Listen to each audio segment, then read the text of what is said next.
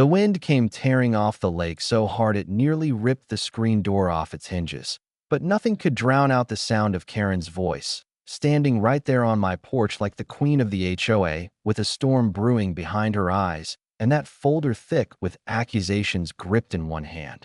"We'll sue you, James. This cabin breaks every HOA rule in the book," she said, voice shrill enough to scare off the geese halfway across the water. I glanced at Lisa, my wife, who squeezed my arm, her voice just a whisper. "James, maybe you should tell them who you are." But I shook my head. Not yet, because sometimes the only way to win is to let your enemy think they're holding all the cards until the last possible second.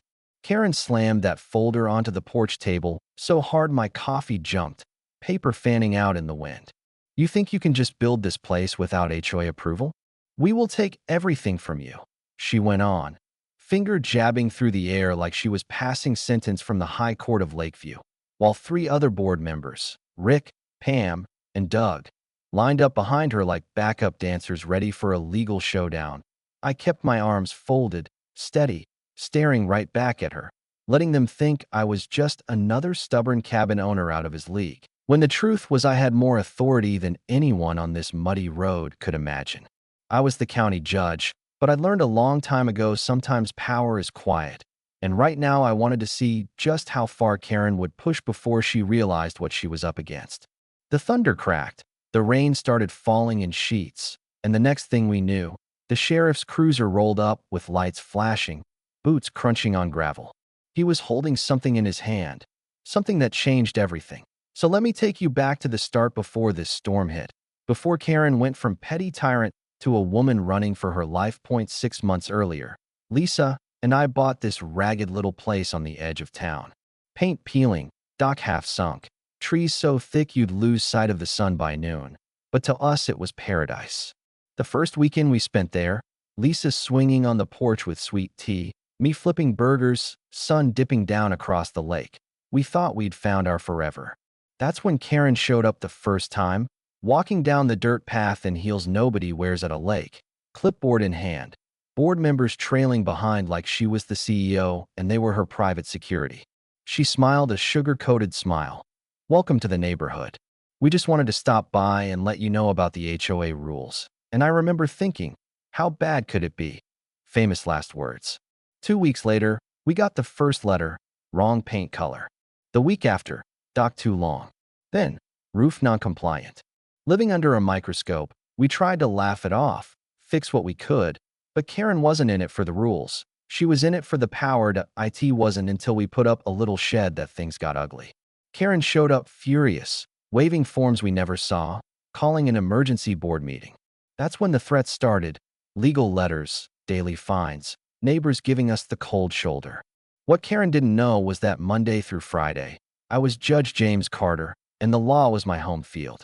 But I kept my mouth shut because, you know what, sometimes it's worth seeing just how far folks like Karen will go when they think nobody's watching.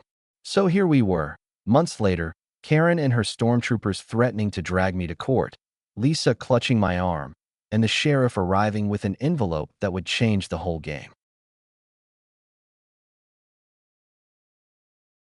The sheriff's boots thudded on the porch, rain dripping off his hat. He handed me the envelope, photographs, a report, and a name that made Karen go ghost pale. I didn't say a word. Let her stew. The photos showed Karen behind the HOA office after hours, handing fat envelopes to a man the sheriff had been investigating for fraud tied to lakefront developments. The air crackled. You could almost taste the fear leaking from Karen as she realized the storm was turning on her. "This is taken out of context," she sputtered. But even her own board members were looking at her like maybe they'd been following the wrong leader. Then the real chaos started. The next morning, Karen rolled up with a lawyer and a fleet of trucks, trying to enforce her will with a camera crew, bright yellow violation signs, and threats of emergency injunctions. Lisa brought out coffee, kindness in the middle of a siege, and for a second, even the camera kid lowered his lens, took a mug, and muttered thanks. But the parade kept marching. Men with hammers, code enforcement, neighbors gathering to watch the show. I held my ground, calmly, quietly laying out the deeds, the maps, The letters that proved our property was older than any HOA covenant, predated the rules by 30 years. "You're bluffing," Karen said, voice brittle as the edge of a snapped branch. But the truth doesn't bluff. By noon, we were summoned to an emergency HOA meeting. Half the neighborhood packed the pavilion, shivering in the wind, wanting to hear both sides.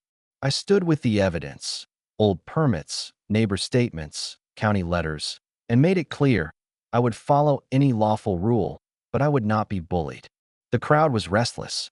Holly, a neighbor, called out, "We just want peace, Karen." "Order comes from rules," Karen shot back, but you could feel her grip slipping. That's when the sheriff stepped up and served her with a notice of criminal investigation. Pam, who'd always smiled along, quietly suggested pausing enforcement. Doug, silent as ever, nodded, and you could see Karen's kingdom starting to crack. Just when things seemed ready to settle, the board tried one last flex of power, rolling up with heavy equipment to rip out my dock and shed. They didn't have a court order, and as the excavator operator swung the bucket toward my dock, the ground gave way. The machine slid, tipped, and with a horrible screech, half the excavator went into the lake. People screamed. Lisa grabbed our dog, Scout, and for a few seconds it was chaos. Machines sinking, neighbors yelling, sheriff shouting for everyone to back off. The lake swallowed the yellow monster, and with it, the last of Karen's illusion of control. By the time the fire department dragged the machine out of the water, the neighborhood looked like a war zone. But Karen wasn't done. Next day, a foreclosure notice appeared on my door, illegal, desperate, and as Lisa read it out loud, you could feel the mood shift. This wasn't about sheds anymore. It was about power, and Karen was losing hers by the hour. That's when the twist hit. The HOA office burned to the ground in the middle of the night. All the records, financials, meeting minutes, gone. The sheriff launched an arson investigation. Neighbors whispered, rumors flew, and Pam, guilt written all over her face, showed up at our cabin with a confession. Karen had been taking developer money under the table, using her position to push out old homeowners so a resort could be built on the East Shore. The missing funds, the mysterious payments, the escalating threats, it all started to make sense. The morning of the emergency court hearing, the steps were packed. Lisa, Pam, Rick, half the neighborhood behind us. Karen rolled in, sunglasses on, lawyer at her side. The court heard everything. Pam's confession, Rick's admission the board never voted on the fines, our property's legal status, the sheriff's evidence of fraud and arson. Then the fire marshal brought the last nail, accelerant found in the HOA file room. Karen froze, her empire crumbling in real time as the judge stayed all actions against our property and ordered a full investigation into Karen and the developer. You'd think that was the end.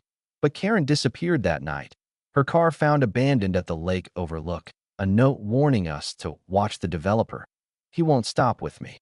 Now the whole neighborhood was scared. The developer himself rolled up at the next meeting in a black SUV, cold gray eyes sweeping the crowd, promising improvements that nobody wanted, threats unspoken but heavy in the air. The sheriff revealed the developer was tied to other towns, missing board members, missing money, always the same pattern. Pam found more evidence, emails, payments, videos Karen had hidden in a safety deposit box. It was all there, enough to bring down not just Karen but the man who'd pulled the strings. With the developer under arrest and the evidence delivered to the state, the neighborhood finally started to heal. Elections brought new faces to the HOA. The fines were canceled, the bylaws rewritten so no one could ever hold that much power again. Still, every so often, a message would show up, spray paint on the old office, anonymous letters, reminding us that the ghosts of the past don't vanish overnight. When the developer finally went to trial, the jury didn't take long. Guilty on every count. 30 years, no parole. Karen, thinner but walking with her head high, testified, admitting everything, hoping the neighborhood would forgive if not forget. Back at the lake, we threw a cookout on the new dock, neighbors laughing, kids splashing, the sun dropping gold over the water like it was blessing the start of something better. And as I sat there on the edge of that dock with Lisa and Scout, the air finally still and easy again. I couldn't help but wonder, where are you watching from? Because if you've ever wondered whether one stubborn voice can stop the powerful, or whether a community can come together when it matters, let me tell you, it's never really about the rules. It's always about the people willing to stand up and say enough. Share your thoughts below. Was justice done, or does power always find a way back? I'd love to know how far this story travels.